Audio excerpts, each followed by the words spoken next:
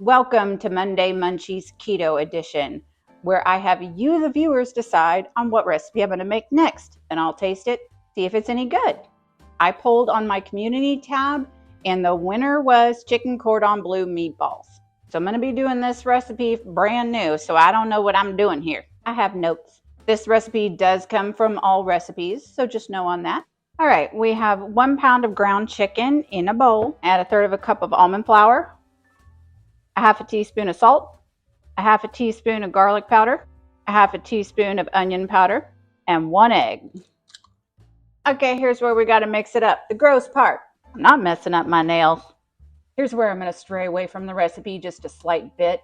It calls for 6 ounces of cube steak. That way you can put the diced cube steak in the middle of the meatball. But the ham steak really had dextrose in it as like the 2 or 3 ingredient, and I don't want that. So I got this Applegate ham because the ingredients are good.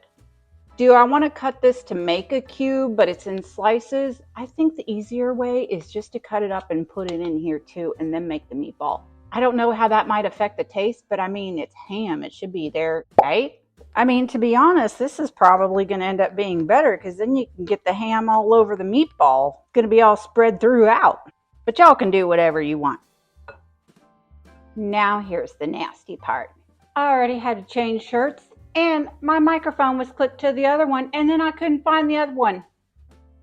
Was this a good decision? I don't know. To cut up the ham and do it this way. We'll see. You put a little bit of olive oil in the pan and brown them up for 3 to 4 minutes on each side.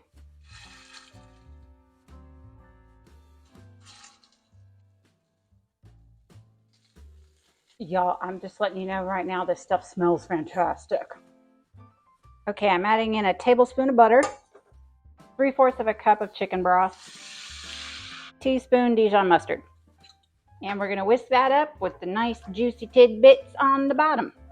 We're bringing it to a simmer for 3 to 4 minutes.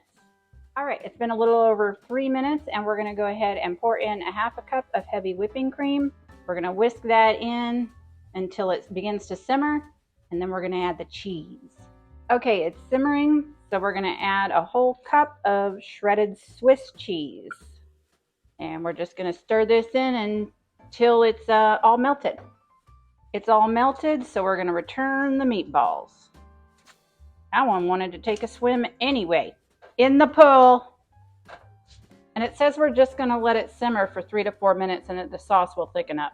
Although I really do think the sauce should have thickened up before we put the meatballs in. Why am I following the recipe now? I don't know. All right, here they are. As you can see, I had them in the bowl. It is so hard to make a thumbnail when these smell so good. Before I try these, don't forget to vote in next week's Monday Munchies poll. Which recipe do you want me to make and try? It'll be under the community tab. Okay. I don't even know if I should take this big bite, but I'm gonna. That is so good. 2 notes that I will make. Definitely needs more salt. I do suggest adding a little bit more cheese. Even go wild. Maybe try some cheddar in there too. I don't know. But if you like the classic simple taste, this is it. Here's another great recipe I'll put up here for you.